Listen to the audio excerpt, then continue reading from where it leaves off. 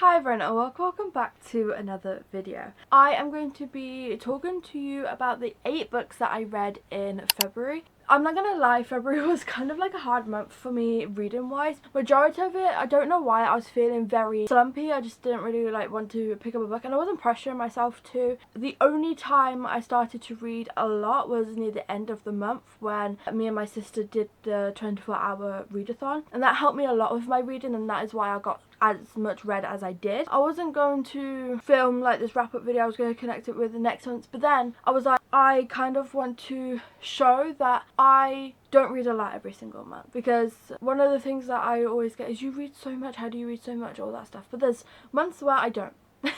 And so I just wanted to show that, yeah, February was one of those months that I read 8 books, and even I was telling myself, I was like, I only read 8 books. What do you mean? That is still 8 books. So I'm seeing it as a positive thing. I still read 8 books is great. It doesn't matter how much you read in a month, and that is something I had to tell myself. But I kind of just let myself slump it out, because now that I've done that, and near the end of February I was like reading quite a bit. Now that I've let myself slump it out, in March I'm wanting to read. I can feel myself like wanting to pick up a book all the time and all that stuff. So it kind of like works out. But anyway, I'm going to stop rambling so much and let's just get right into the video. So the first book that I read was Rewind It Back by Liz Tomfordy. This is the last book in the series, and I have been putting it off for so long because I didn't want the series to end, but I did realise that it was time to read it because I was really looking forward to it. I think it came out sometime in like May last year, so I'd been putting it off for a while, and I was like, you know what, it's time, I really want to read it, I'm really excited about it, and so I did read it. I finished that series and I'm happy that I finished the series. Sad because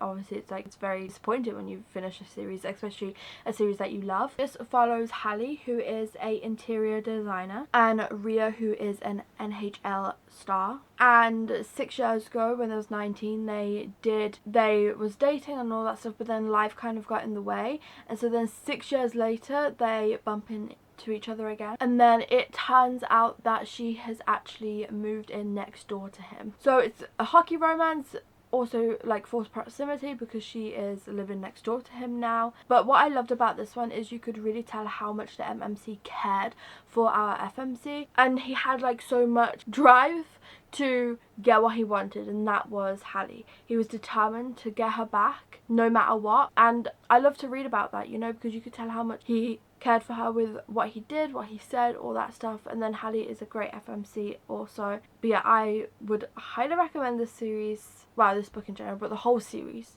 because this series is so good and I'm so sad that it's over. Then I decided to go into a novella because I was like, why not? I just want something like nice, short, quick. So I decided to go with Valentine's Slay, which is the first book in like the Valentine's series novellas that was made from like different authors, well, created for Valentine's Day. So this is about Noah, and he is a gravedigger, and he ends up having to rescue his high school crush from being buried alive on Valentine's night. Like, this one I actually really enjoyed, considering it was like very short, and honestly I would have liked to have seen more from these characters just because they seem like such a vibe. But whole story in general I was very intrigued in, because I've never read about anyone being buried alive before, so it was interesting. Like, everything that happened, I was intrigued the whole time, and it was a very quick, easy read, obviously with it being a novella, so I would highly recommend this if you want a short read that keeps you intrigued. Then I decided to go into Dear Debbie. I'm not going to talk about this one too much just because I do have a video coming up very soon. I'm not going to say too much about that one because I'm really excited about it. This one is about Debbie. She is an advice columnist, and her life ends up falling apart when she loses her job, and she ends up discovering that her husband is holding a lot of secrets, and then she's also having trouble with her 2 daughters. That is when Debbie decides she is done being the nice person and she is going to seek revenge on the people that have done her wrong. This one I really enjoyed. There was a time where it felt like sometimes it was like dragging on a little bit, and I was getting a little bit like let's move the pace forward type thing, but otherwise it did really grip me from the beginning. I also like that you get the different perspectives of the characters, and I must say this is very mind-boggling. You don't know what's true and what's not, you don't know who to follow, who's telling the truth, all that stuff. Like, it is very mind-boggling, but again, that is what I enjoyed about it, because obviously when I'm going into a mystery I kind of want to be confused. Then I read Sabotage by Chantal Tessier, and this one is again a short novella. It is the 4th book in the series, but you can read it as a standalone, and because me and my sister was reading this for the 24-hour readathon, we was like, let's start off short and small. But also this one really grabbed our attention as well, so that is why I picked this one up. This follows Colton Knott, who is obsessed with his stepsister Rayleigh, and he ends up going to extreme length to ensure that no other man is able to get near her. So to keep that, he ends up sabotaging pretty much all of her relationships. Then Colton ends up publicly humiliating Rayleigh by posting a private video. So obviously that is when Rayleigh's like, you know what, I'm going to get my revenge. So that is where the like enemies to lovers dynamic comes from, obviously step siblings. Although I feel like it didn't really mention the step sibling stuff a lot. So if you are going into it for the step sibling romance, it doesn't mention it as often as what you think. But yeah, I did enjoy this one. I love the dynamic between the characters and the fact that it was like, you know, very toxic. But I would say this kind of like took a turn that I wasn't expecting, if I must say so myself, and it kind of like turned traumatic, but it definitely kept my interest. I was able to read it in one sitting, and I would highly recommend if you're a dark romance lover. Then we have Unbroken by Jane Henry, and this one follows Vodka, who is an enforcer for the Bratva, and he is a struggling father after his wife ends up passing away. So then his wife Maria's sister Ruthie ends up kind of like coming into the picture more to obviously help him out a little bit, and obviously she is going through her own grief about her sister. But with the grief and them having to take care of Luke, the young boy, they end up forming a connection. Now with this one, I would say the pacing started off really well, and I was really enjoying it. I loved seeing obviously how much Ruthie was helping out and everything to do with Vodka and all the things that he had to keep sorting out and all the things he had to make sure to do, and he had to make sure that his son and Ruthie was protected all the time and all that stuff. That was fun. But once the relationship part of Vodka and Ruthie started, I felt like it was kind of rushed. That part was really rushed. Everything else was fine, it was really good, it was interesting.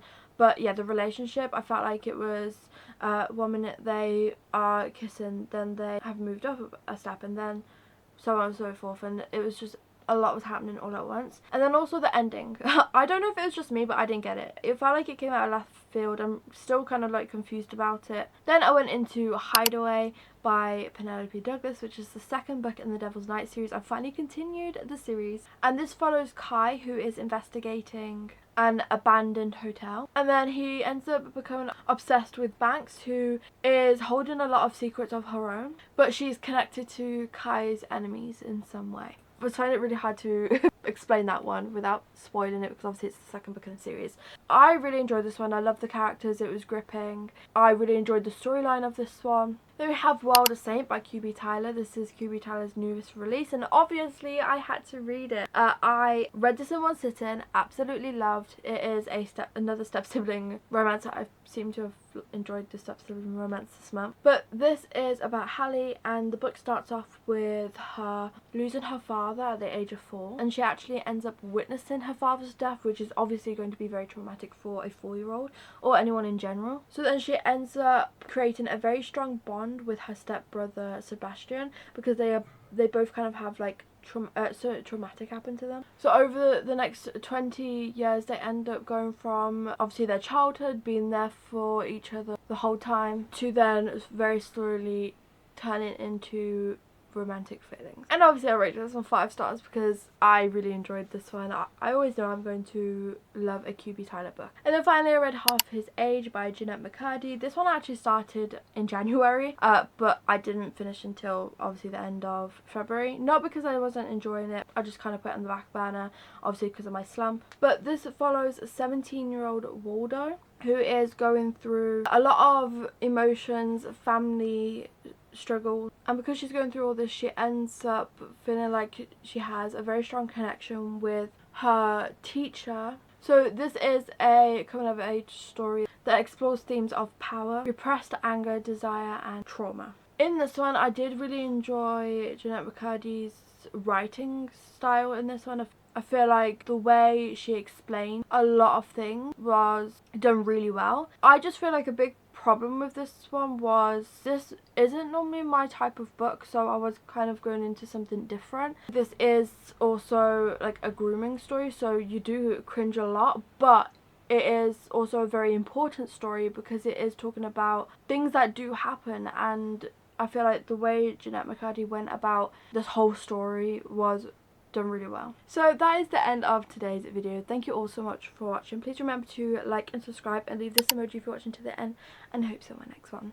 Bye!